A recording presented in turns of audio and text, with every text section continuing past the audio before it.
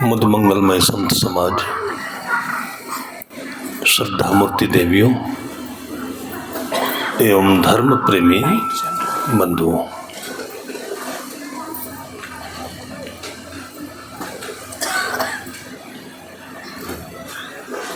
मनुष्य जिस स्वरूप में होता है उसी ढंग से इस संसार को समझता है।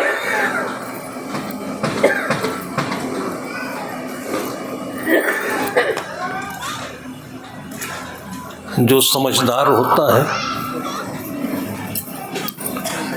वो संपूर्ण सृष्टि से, समाज से, संसार से समझदारी हासिल करता है।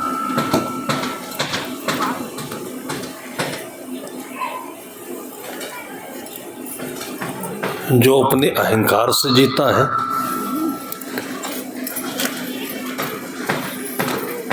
वो समाज से, संसार से, परिवार से, वस्तुओं से, प्राणियों से अहंकार हासिल करता है।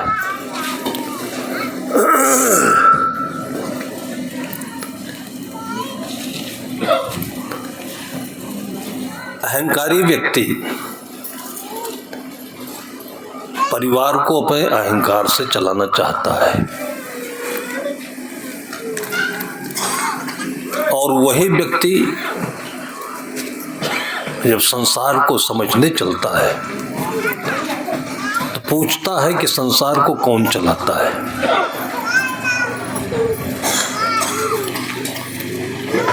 जिसके भी भीतर में ये प्रश्न होता है कि संसार को कौन चलाता है, इस प्रश्न का उत्तर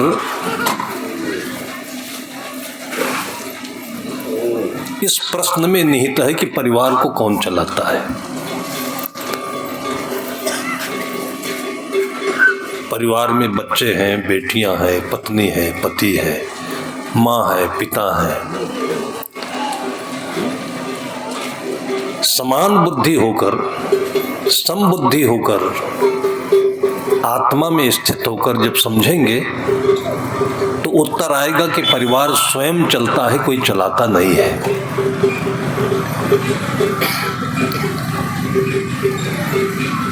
पत्नी की भी चलनी चाहिए, वो चलाती है। पति का भी चलना चाहिए, उसका भी सहयोग है।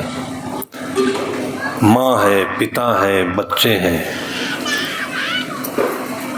परिवार नाम ही उसी का है जिसमें सब समान है आत्मा से। ये समझदारी है। समझदारी कहते हैं समान बुद्धि को। और जिसके लिए सदगुरु कबीर साहब हमें इंगित करते हैं कि एक मनुष्य का कर्तव्य है कि आपा तजय हरि भजय।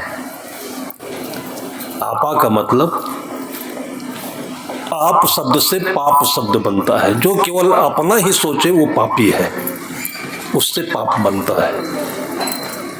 केवल अपना सोचे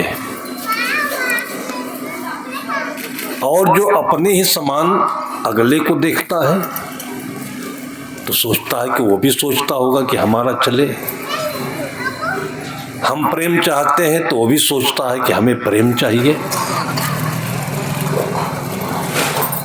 तो जो जिस रूप में होता है उसी रूप में बाहर से उसको लोग मिलने लगते हैं। हम प्रेम रूप में होते हैं, प्रेम निकलता है, अगले वालों को प्रेम मिलता है, फिर उसका प्रेम हमें वापस आता है। इसलिए संत कहते हैं, विद्वज्जन कहते हैं, समझदार कहते हैं कि यह समाज एक दर्पण है, एक शीशा है। अब अच्छा चेहरा लेकर सामने खड़े होइए तो अच्छा चेहरा दिखेगा। अहंकार लेकर खड़े होइए तो फिर अपने अहंकार का प्रतिबिंब दिखता है। तब मन में प्रश्न उठता है कि संसार को कौन चलाता है। संसार को समझा ही नहीं किया है। इसका उत्तर विज्ञान में ढूंढें। जिन लोगों ने साइंस पढ़ी और ब्रह्मांड को देखा समझा जाना, ब्रह्मांड का मतलब हमारे आसपास में ऊपर नीचे आकाश पाताल, जहां तक जो कुछ भी आप देख समझ सके सब ब्रह्मांड है। और विज्ञान ने ढूंढते ढूंढते अंत में एक बड़ा सटीक समाधान दिया कि ब्रह्मांड का कोई केंद्र नहीं होता है, मतलब कोई मालिक नहीं होता है। ये विज्ञान का उत्तर है। हर कण में ब्रह्मांड है, इस ब्रह्मांड का हर कण इसका केंद्र है।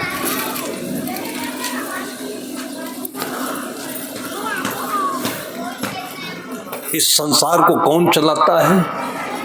जो जो इसमें चल रहे हैं सब मिलकर संसार को चलाते हैं। जैसे आपकी गाड़ी है,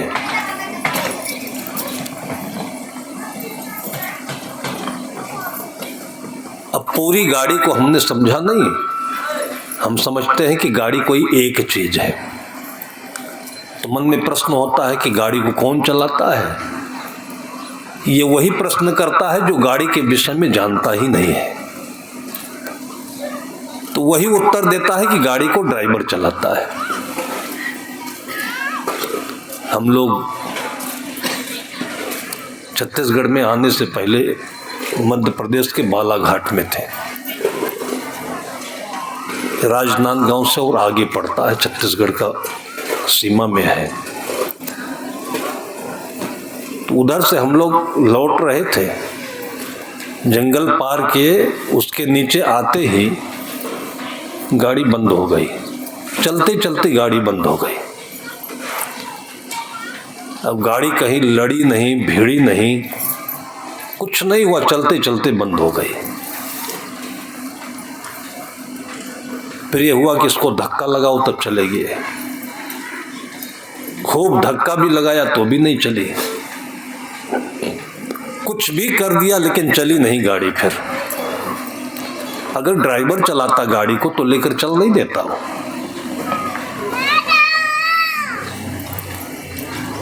जो कहता है कि मैं परिवार चलाता हूं, उसकी दशा उसी ड्राइवर जैसे होगी। गाड़ी खड़ी हो गई, चलाओ जितना चलाना हो, जैसे चलाना हो। गाड़ी में बहुत छोटे बड़े पुर्जे होते हैं।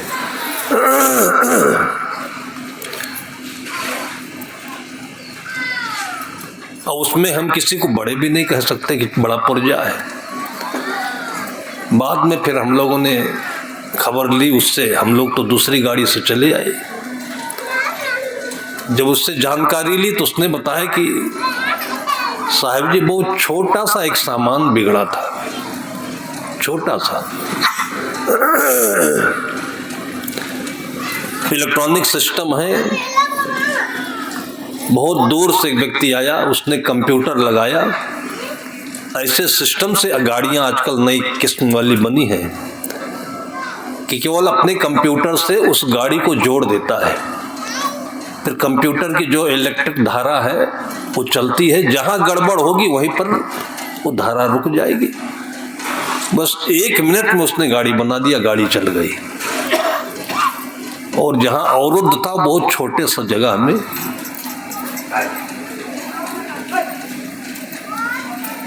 गाड़ी का जो स्वरूप है ढक्कन से ढका हुआ है तो एक दिखता है, लेकिन इसमें अनेक है।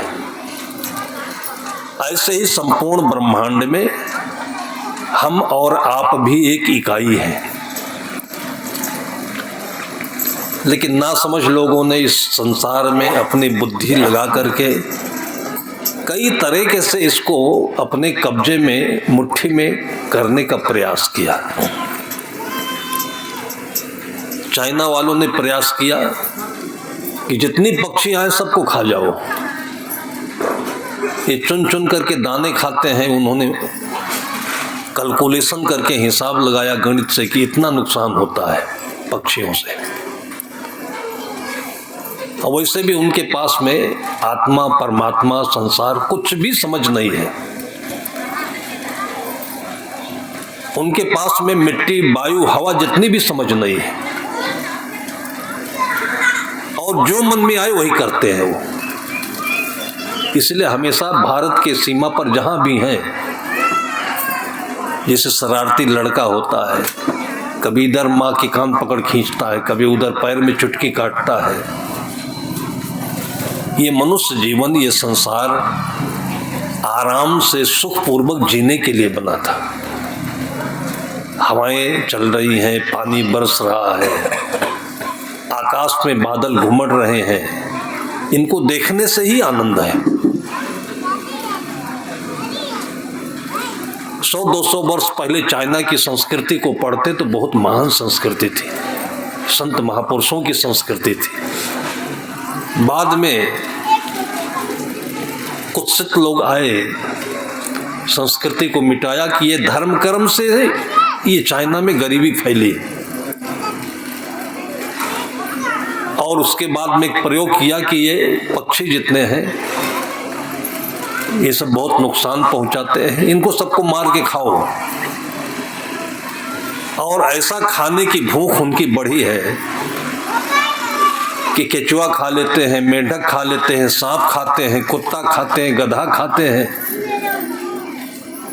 धरती पर जो चलने वाले जीव है ये सब खाते हैं। आकाश में पतंग नहीं खाते, बाकी जितनी उड़ने वाली चीजें सब खा जाते हैं। और कहते हैं कि फिर आकाश में जितने पक्षी थे सबको मार डाला उन लोगों ने। फिर उसी के 3 साल के बाद में फिर घोर भयंकर अकाल पड़ा, वो लगातार कई वर्षों तक पड़ा। और उसके बाद में इतने कीड़े पैदा हो गए, इतने वायरस पैदा हुए, इतने बैक्टीरिया पैदा हुए कि अनाज का पैदा होना बंद हो गया। तभी अकाल पड़ा, अनाज पैदा नहीं हुआ, भूखों मरने की स्थिति आ गई। तब किसी को सद्बुद्धि जगी तो उन लोगों ने कहा कि जो पक्षी होते थे, इन पक्षियों की वजह से अनाज पैदा होता था। पक्षी मर गए, अनाज कम हो गया। अब जाकर के पक्षियों को उन्होंने मारना बंद किया, अभी भी मार खा रहे हैं। और इसलिए अभी हम लोग 10-20 वर्षों के अंदर में सुन रहे हैं जितने भी भयानक बीमारियां हो रही है, जिसमें कोरोना अभी लेटेस्ट बीमारी हुई है। पूरी दुनिया में तबाही मचाई कोरोना ने। पैदा कहाँ से हुआ? चाइना से। पैदा कैसे हुआ? चमगादड़ से। तो चमगादड़ बेचारे पक्षी फल खाते हैं, पत्ती खाते हैं, लटके रहते हैं दिन रात भर। जो कुछ भी नहीं बिगाड़ रहे उनका ये आदमी बिगाड़ रहा है। हल चलाओ, खेती करो, अनाज पैदा करो, खाने के लिए बहुत है, लेकिन बुद्धि का भटकाव ये, आदमी की बुद्धि का भटकाव। वैज्ञानिकों में से कुछ गलत बुद्धि के लोग थे, बोले कि ये मलेरिया जो फैल रहा है ये मच्छर के काटने से फैलता है।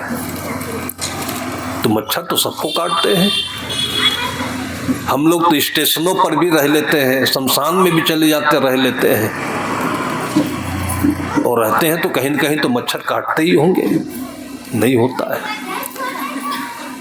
सच बात यह है कि जितनी भी बीमारियां होती हैं 10% 20% माता पिता के शरीर से उतरती है, जिसको प्रारब्ध कहते हैं। बच्चे का कोई दुर्भाग्य था कि रोगी माँ बाप के यहाँ जन्म लिए। भारतीय संस्कृति समझाती थी कि अच्छे पुत्र संतान की इच्छा है तो बच्चे के जन्म के 3 साल पहले से सेवा करिए, साधना करिए, उपासना करिए, शुभ संकल्प रखिए, तो सुंदर पुत्र रत्न की प्राप्ति होती है। पुत्र रत्न की प्राप्ति होती है। अब मजाक कर रहे हैं, मस्ती ले रहे हैं, और पशु जैसे वृत्तियां हैं और मनमानी चीज खा रहे हैं। पशु भी वैसे मनमानी नहीं करते। पशु अचार कहाँ खाते, सिरका कहाँ खाते हैं। आजकल जितने भी प्रसाधन बने हुए हैं, पशु कहाँ खाते हैं। ऐसी ऐसी चीजें पेट में बच्चा पल रहा है और खा रहे जिसमें न प्रोटीन है, न विटामिन, न आयरन है। पानी पीते नहीं, चाय पीते हैं, कोल्ड ड्रिंक पीते हैं। उससे जो बच्चा जन्म लेता है वो जन्मजात रोगी होता है। दोष भगवान को दे देते हैं, दोष डॉक्टरों को दे देते हैं, दोष दूसरों को देते हैं। जो धर्म है उसका तात्पर्य ये होता है कि आपको जिन सुविधाओं के माध्यम से जन्म मिला, वो सुविधाएं, वो चारों तरफ के वातावरण, ये भगवान है। एक शब्द इनके लिए प्रयुक्त किया गया। इस भगवान का बहुत गहरा अर्थ है। अपनी मनमानी मिटाने के लिए ही भगवान शब्द का प्रादुर्भाव हुआ है। भगवान का मतलब जिसमें सब कुछ समा जाए, और दूसरा अर्थ यह है कि सब कुछ भगवान है। परिवार का मतलब जिसमें माता पिता, भाई बहन, बेटे बेटी सब हैं, और जहां सब है वही परिवार है। दोनों का एक दूसरे से अर्थ मिलता है, दोनों समरूप है। तो इस सृष्टि को कौन चलाता है? सब मिलकर चलाते हैं। इसमें कोई छोटा नहीं, कोई बड़ा नहीं। जैसे गाड़ी बिगड़ी, बहुत छोटा पुर्जा था, गाड़ी खड़ी हो गई। तो मलेरिया को मिटाने के लिए एक प्रयोग किया वैज्ञानिकों ने कि जितने मच्छर हैं इनको मारो। हम लोग तो बचपन से सुन रहे हैं मच्छर मारो मलेरिया मिटेगा, मच्छर मारो। मारते मारते मच्छर, कितना कीटनाशक का छिड़काव हुआ और मलेरिया गई नहीं, मच्छर मिटे नहीं। अब बोलने लगे कि वैज्ञानिक लोग, अब लेटेस्ट अभी वैज्ञानिकों का अनुसंधान आया कि अगर मच्छर मिट गए तो आदमी मिट जाएगा। मच्छर भी रहना जरूरी है। कोई भी छोटा बड़ा जो इसमें तंत्र में मशीन जुड़ा हुआ है, पुर्जे जुड़े हुए हैं, ये इसमें उपयोगी हैं। आप उनसे छेड़खानी करते हो तो आपको नुकसान पहुंचाते हैं, तब कहते हो ये हमारे दुश्मन है। कोई किसी का दुश्मन नहीं है। हम कहते हैं कि भोजन नुकसान करता है। जब यहां गले तक ठूंस कर भरेंगे तो भोजन फायदा करेगा। भाषा उल्टी है। भोजन नहीं नुकसान करता है, हम भोजन का नुकसान करते हैं। उल्टा बोल रहे, कहते भोजन नुकसान कर रहा है, पानी नुकसान करता है। उससे बगैर जरूरत के, बिना आवश्यकता के, बिना भूख के, बिना मतलब के छेड़खानी करते हैं तो कहते नुकसान करता है। आज ये सब बातें जो बहुत ज्यादा नेट पर बैठता है या जानकारियां लेता है उसको मालूम है। गेहूं को देखिए, छेड़खानी करके गेहूं का जो वैरायटी है बदल रहे हैं लोग। चना की वैरायटी लोग बदल रहे हैं, सब्जियों की वैरायटी लोग बदल रहे हैं। अब ये सब जानकारी तो लगभग आप लोग भी सुनते होंगे। एक इंजेक्शन आता है, ऑक्सीटोसिन से बनता है, जिप प्लस। तो आजकल जो सब्जियां बनाई जाती हैं, पैदा की जाती हैं, लौकी है, कुमड़ा है, बैंगन है, तो इंजेक्शन भी है, स्प्रे भी है। अगर उसकी जड़ में इंजेक्शन लगा दिया तो 2-2 अंगुल का अभी जो लौकी फल आया हुआ है वो सवेरे ही 1-1 बीता का हो जाएगा। उसको अपने समय में भी नहीं पूरा जीने दे रहे हैं। अब इतनी जल्दी जो बढ़ेगी लौकी तो आपको कितनी जल्दी बढ़ाएगी। और इसीलिए पैदा होते ही ये बच्चे धुंधकारी हो जाते हैं। इतना बढ़ते हैं कि घर में आते ही नहीं बाहर कूदने लगते हैं जाकर। जिसको शैतान कहना पड़ता है, गुस्सैल कहना पड़ता है, आउट ऑफ कंट्रोल कहना पड़ता है। जितने भी वनस्पतियां थीं, ये देवी देवता हैं, इनसे छेड़खानी किया इंसान ने और उसका नाम विज्ञान रखा। इसलिए सबके दिमाग में भी खुराफात पैदा हो रहा है। जैसा खाए अन्न वैसा बने मन।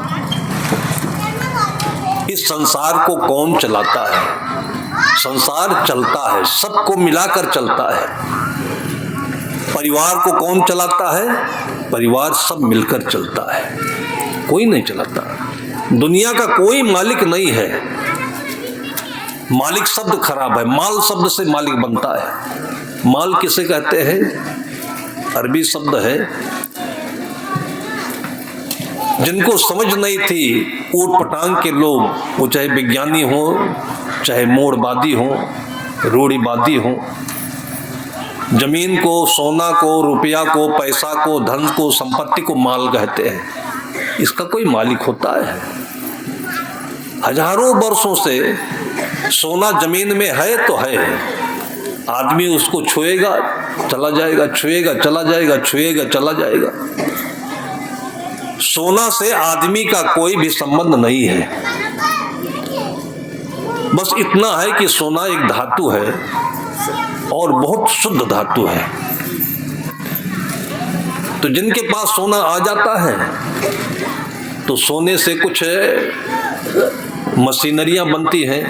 घड़ियों में पहले सोना लगता था, हीरा लगता था, उसकी क्वालिटी के अनुसार उसको प्रयोग करते थे। लेकिन मनुष्य के जीवन के लिए सोना का कोई उपयोग नहीं है, हीरा का कोई उपयोग नहीं है। जैसे आप समझना चाहे, आपके पास 500 रुपए का नोट है, अगर अनाज ना हो, दही ना हो, फल ना हो, गुड़ ना हो, चीनी ना हो, तो 500 रुपए में आप बताइए भूख कैसे मिटाएंगे आप? कौन सा उपाय है आपके पास में? तो रुपया तो क्या है? रूप शब्द से रुपया बनता है। सब चीजों का रूप रुपया है। रुपया से आप बदल सकते हैं, ले नहीं सकते कुछ चीज। आप घर में आम लगा दीजिए, वो बढ़िया बड़ा पेड़ होगा, फलेगा, खूब खाइए। इस लगाने को योग कहते हैं। आंवला लगा दीजिए, उससे योग करिए। तो जो कुदरत ने सारी चीजें दी हुई हैं, यही स्वयं इस धरती के मालिक हैं। आम स्वयं अपना मालिक है, सेब अपना मालिक है, जमीन अपना मालिक है। और इन सारी चीजों को मिला करके एक शब्द निर्मित किया। किसी जमाने में उसको ईश्वर भी कहते थे, जिससे ऐश्वर्य बनता है। ऐश्वर्य धन और संपदा को कहते हैं। किसी जमाने में उसको भगवान कहा गया।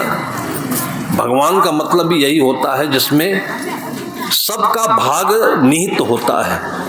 भाग शब्द आप लोग जानते होंगे।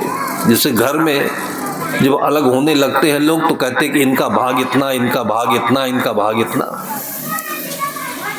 तो जिनका जिनका भाग होता है उनको भाग्यवान कहते हैं, और सबको मिलाकर भगवान कहते हैं। भगवान में सबका भाग है, सभी भाग्यवान है।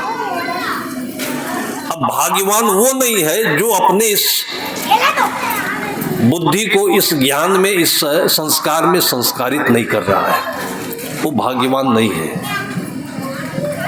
एक गुरु जी थे,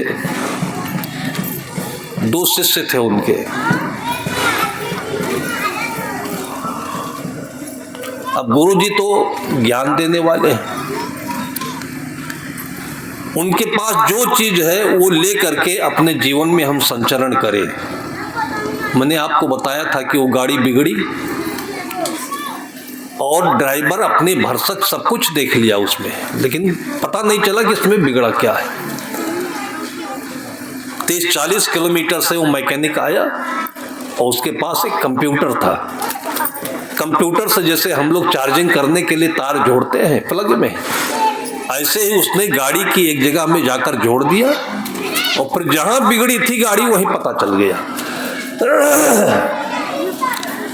ऐसे ही आपकी जिंदगी में कहीं कोई तकलीफ हो, जिंदगी नहीं चल रही हो, रुक गई हो, तो आप गुरु रूपी कंप्यूटर को जोड़ दीजिए अपने जीवन से, और उसके बाद एक पल में आपको पता चल जाएगा कि आपको तकलीफ कहां से है। ये गुरु का उपयोग है आपके जीवन में। लेकिन हम लोग दरोगा से जुड़ जाते हैं, थाने से जुड़ जाते हैं, तहसील कलेक्ट्रेट से जुड़ जाते हैं, वकील से जुड़ जाते हैं, सब से जुड़ते हैं, गुरु से नहीं जुड़ते। महाभारत में जो आख्यान आता है कि द्रौपदी को जब मुसीबत आई, ये आख्यान सब अपनी जिंदगी के हैं। इसको वहां पर मत देखिए जहां पर इंसान है, जहां पर आपका मन और मन का संसार है वहां पर इसको देखिएगा, तब महाभारत का अर्थ निकलेगा। सारे समाज के बीच में जो अपने ही थे और उसी बीच में द्रौपदी को नंगा किया जाने लगा। हमारी आप भी यही स्थिति हो सकती है, होती भी है। आप छोटे से लेकर के बड़े होने तक जिनको जिनको जिनको जिनको अपना मानते रहते हैं, बनाते रहते हैं, उन्हीं के बीच में एक दिन आपको नंगा होना पड़ता है। आपका वस्त्र चीर हरण होता है। यही बच्चे, यही बहू, यही बेटे, नाती, कोई किसी को छोड़ता नहीं है। यही द्रौपदी का चीर हरण है। वैसे भी द्रौपदी का अर्थ होता है 2 पति वाली समझ लीजिए या कई पति वाली। इसका भी अर्थ अगर पति पत्नी से जोड़ेंगे तो कपार पीटेंगे अपना या दूसरे का पीटेंगे, झगड़ा होगा। आप अपने जीवन के स्वयं दृष्टा हैं, आप स्वयं अपने जीवन के ज्ञाता हैं। दृष्टा और ज्ञाता का मतलब मालिक नहीं होता है, देखने समझने वाले होता है। अपने को दृष्टा न मान करके, दृष्टा में न रख करके आप बहुत सारे पति बना रहे हो। बहुत सारे पति का मतलब होता है धन है, जमीन है, रुपया है, नौकरी है। जिन जिन पर भी आपका मन टिक रहा है, आस्थामान हो रहा है, वो सब आप पति बना रहे हैं। ये कोई काम नहीं आएंगे।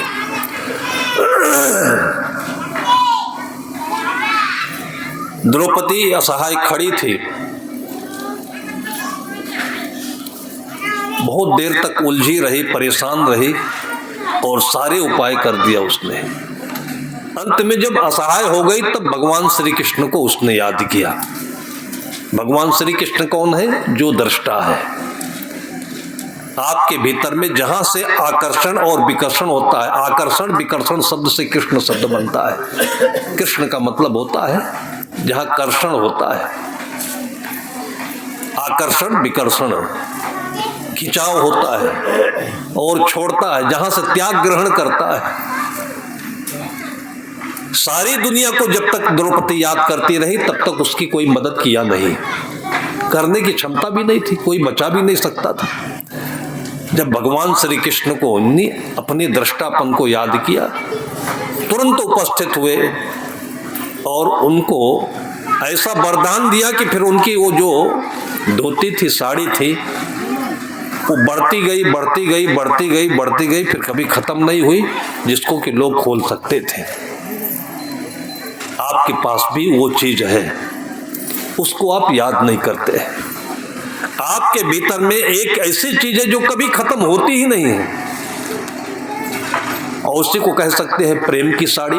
सतगुरु कबीर साहब ने कहा भी है, प्रेम पाट का चोलना कहिर पैर कबीरू नाच। अगर आपके भीतर सबसे सबके लिए सद्भावना हो, प्रेम हो, तो कोई भी आपकी साड़ी खींचेगा नहीं, कभी नहीं आपको कोई अप्रतिष्ठित करेगा।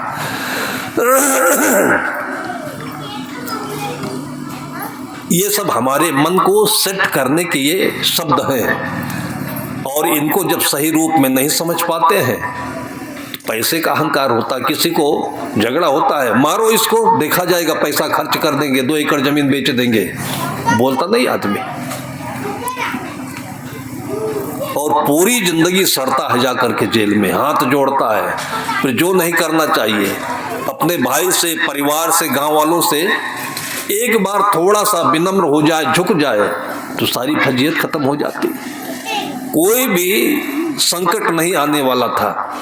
एक अहंकार ने ले जाकर के हमको वहां पर गिरा दिया, जहां पर फिर सबके हाथ जोड़ने पड़ते हैं, सबको मानना पड़ता है।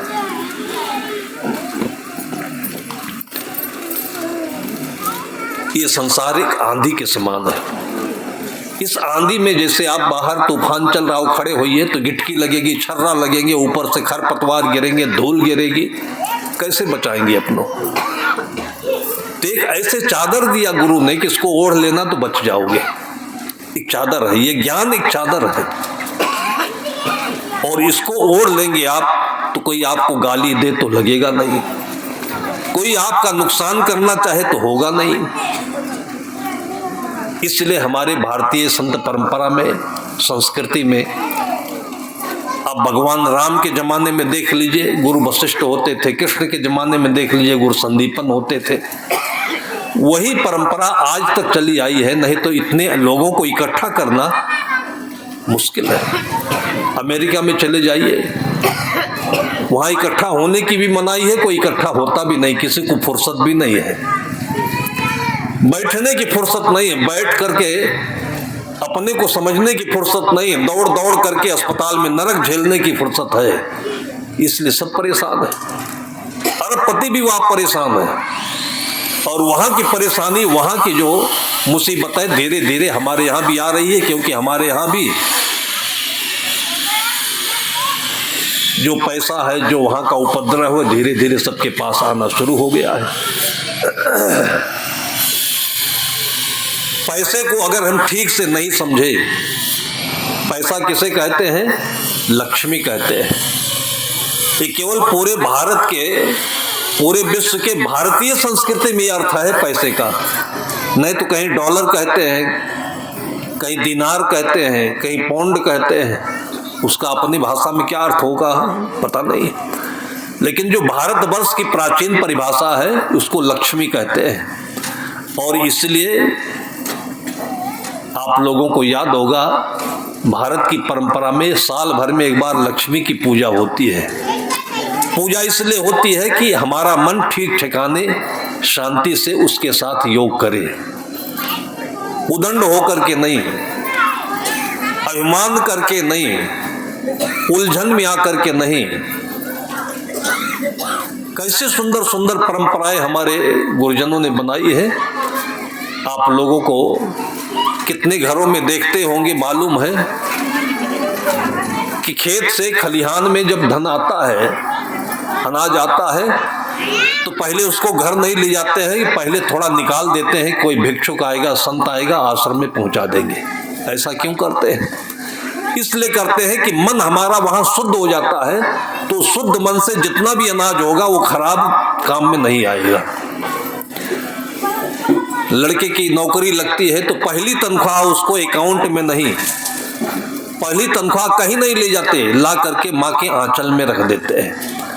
माँ भी उसको अपने पास नहीं रखती है, गांव भर में भंडारा करके बच्चों को मिठाई खिला देती है कि जब पहला जो स्रोत आया हुआ है घर में, आमदनी आई है, उसके साथ मन अच्छा बन जाएगा तो फिर वो पैसा जीवन भर का कभी गलत काम में नहीं लगेगा। तो पूरी दुनिया को कौन चलाता है? ये स्वयं चलता है, लेकिन आदमी के संसार में इस दुनिया को मन चलाता है और चलता है। अच्छा मन हो तो दुनिया अच्छी चलेगी, और खराब मन हो तो ये दुनिया खराब चलेगी। गोस्वामी जी कहते हैं, कर्म प्रधान विश्व जर चिराखा, जो जस करे सो तस फल चाखा। सकल पदार्थ है जगमाही, कर्महीन नर पावत नाय। सबका इसमें भाग्य है, इस भगवान में सबका हिस्सा है, और हर कोई भाग्यशाली है। लेकिन अगर अच्छा मन नहीं हो तो पैसा हमारे पास आए तो बिगड़ जाए, तो पैसा नहीं बिगड़ता, हम बिगड़ते। पैसा बिगड़ता होता तो हजारों वर्षों से पैसा खत्म हो गया होता। न ये मिट्टी बिगड़ेगी, न सोना बिगड़ेगा, न संसार बिगड़ेगा, केवल हमारा मन बिगड़ेगा तो हमारी ये मनुष्य की जिंदगी बिगड़ जाएगी, बाकी कुछ नहीं बिगड़ेगा। दोबारा फिर जन्म लेंगे, फिर इसी में मोड़ पटकेंगे, फिर इसी में यही करेंगे। ऐसे करते करते हजारों जन्मों से हम लोग अनेक खानियों में जा करके, जो आज की है वही कल है, वही परसों है, वही नरसों है। एक बार ध्यान से आप देखिए, आपको अभी अभी मन में संतृप्ति आएगी, ऊब लगेगी, क्या बार बार करना। भाई आज आप 50 वर्ष के हो गए, बताइए कोई नई चीज आपको मिली हो तो बताइए। खाना पीना, भोगना, बच्चे पैदा करना, रुपया इकट्ठा करना, ये जो 2-4 बातें दिखाई पड़ रही हैं, इसके अलावा कुछ और बताइए आप क्या पाए इसमें। मंडई मेला लगता है, कोई 50 बार देखने थोड़ी जाता है, एक बार जाता है, 2 बार जाता है, देख लिया कितनी दुकानें आई हुई है, जो जरूरत है ले लिया सामान। अब कोई कहता नहीं चलो नहीं चलो, तो ही उलझ करके बोलता है, क्या बार बार उसको देखने जाना है। ये संसार की तस्वीर है और संसार में हमारी तस्वीर है और हमारी स्थिति है। ईश्वर किसे कहते हैं, ये संसार किसे कहते हैं, पदार्थ किसे कहते हैं, बेटा बेटी किसे कहते हैं, इन सारे पुर्जों को आप सही तरीके से समझ लीजिए। सब चलते हैं, आप किसी को नहीं चलाते। आप जैसे स्वयं चल रहे हो वैसे ये सब चलते हैं। बल्कि आपके शरीर के अंदर में भी डॉक्टर लोगों से पूछिए तो एक एक कण खून है इसमें। इस शरीर को स्वस्थ कौन रखता है? ये हमारे शरीर का एक एक कण, जो एक एक बूंद खून है, ये स्वस्थ रखता है। आप इसमें अच्छा योग करिए। योग का मतलब होता है कि जितनी भूख हो उतना खाइए, जितनी प्यास जरूरत हो उतना पीजिए जरूर। आप कम ज्यादा मत करिए। कम ज्यादा करेंगे तो दोनों में आपको मुसीबत होगी, बीमारी होगी। और बाकी पानी को खून कौन बनाता है? हरी सब्जियों को खून कौन बनाता है? अनाज से ताकत कौन देता है? इसी का नाम भगवान है। ये अपने आप होता है इसके भीतर में। अब इसकी समझ नहीं है तो फिर इंजेक्शन दवाओं का लगाता है, फिर विटामिन लेकर के पीता है, सिरप लेकर के पीता है, बादाम काजू खाता है। ये सब खाने से ताकत नहीं होती शरीर में। आप मन को ठीक कर लीजिए, फिर ताकत ही ताकत है। पानी पीजिए तो खून बनेगा, और बल्कि पानी पीने से ही खून बनता है। आप पानी की जगह पर आप कुछ भी दूसरी चीज पीते रहिए, खून नहीं बन सकता है। खून में 3 हिस्सा पानी होता है। इसलिए पानी की अहमियत समझिए। और समझते इसलिए नहीं है कि पानी फ्री में मिलता है। सब कुछ फ्री में मिलता है, केवल आपको जिंदगी बिगाड़ने की जितनी चीजें हैं वही पैसे से मिलती हैं। सही बात तो ये है। आपको फल बगीचे में जाइए, फ्री में है। बगीचे में जाएंगे, हवाएं फ्री में है। बगीचे में जाइएगा, धूप फ्री में है। अब आपको शरीर को स्वस्थ रखने के लिए और क्या चाहिए बताइए? जहां पैदा हुए माँ बाप की जमीन उनके नाम से आपके आसपास में फ्री में है। कोई जमीन को बनाता है? अब इसमें से आप सच्चा योग करिए। योग का मतलब वो नहीं होता जो अभी प्रचार में आ गया है, हाथ पांव को उछालना कुदाना। योग का मतलब होता है कि खेतों में जाकर श्रद्धा पूर्वक गुड़ाई करिए, निकाई करिए, बोइए, उसमें जाइए, थोड़ी देर बैठिए, सुंदर फूल खिलेंगे, अनाज खिलेंगे, मन में खुशी आएगी।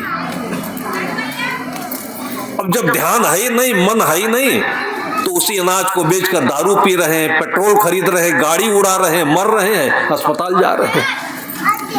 भाई बिना काम का काम जब करेंगे हम तो क्या होगा? अभी एक भाई साहब, हम लोगों को यहाँ से आसन थोड़ा दूर पर लगा हुआ है संचुआ में, तो यहाँ से वहाँ तक 2 किलोमीटर है। उनको सेवा में अवसर मिला, हम लोगों को भी अच्छे आदमी मिले, बैठाए। सड़क बहुत पतली है और इसी पतली सड़क में किसान भी आ रहा है, महिलाएं धान लगाकर, रोपा लगाकर जा रही हैं, उधर से गाड़ी आ रही, इधर मोटरसाइकिल आ रही, लेकिन ये ले गए 80 में हमको। हम कहे भाई कहाँ ले चल रहे हो, काहे इतनी जोर ले चल रहे हो? तो हमारे साथी ने कहा कि जिसके लिए ले चल रहे हो वो साहब तुम्हारे बगल में बैठे हैं, कुछ इनसे बोल बतिया लो। कथा सुनाते हैं, वहां बहुत लोगों के बीच में होंगे, यहाँ तुम अकेले हो, आराम से पूछो नहीं जो पूछना हो। तुम 80 में लेकर के कहाँ ले जाओगे इनको? दोबारा फिर यहाँ आना है कि नहीं आना है? तो उन्होंने क्या उत्तर दिया कि साहब गाड़ी पर बैठे हैं, इतनी जोर नहीं चलाएं तो फीलिंग नहीं होती है। मैं पहली बार सुन लिया भाई ड्राइवर का। मतलब ये कि जो गुरूर है अपना, कितनी बड़ी गाड़ी, इतने पैसे वाली गाड़ी, इसका कोई मतलब नहीं होता जब तक जंप ना करो ऊपर नीचे। हम कहे जब अर्थी उठेगी तब फीलिंग सही आ जाएगी, हमारी भी आपकी। गाड़ी में भी बैठने का अपने जीवन में होश नहीं है कि गाड़ी भी चाहती है कि हमको बिगाड़ो नहीं, और हमको बिगाड़ोगे तो तुम पहले बिगड़ोगे, पक्का पता है।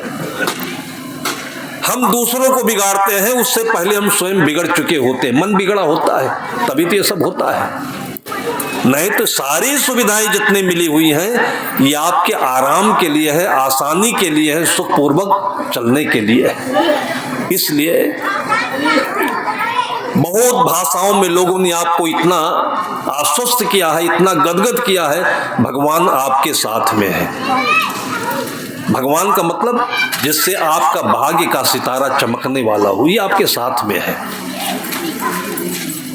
लेकिन स्कूल में हमको बताते हैं कि जब तक 98% नंबर नहीं पाओगे तब तक तुम्हारा जलवा नहीं होगा, तब तक तुम्हारी तरक्की नहीं होगी, पैसा नहीं मिलेगा, फलान ढमाल, ऐसे बोलते हैं। बाहर विदेश की घटना है, एक आदमी कार से चला जा रहा था, रास्ते में तूफान आ गया। उसको लगा कि तूफान में दुर्घटना हो सकती है, कोई पेड़ गिर जाए, तो गाड़ी रोक करके वही पास में एक होटल था, वो सोचा कि थोड़ी देर के लिए होटल में रुक जाते हैं।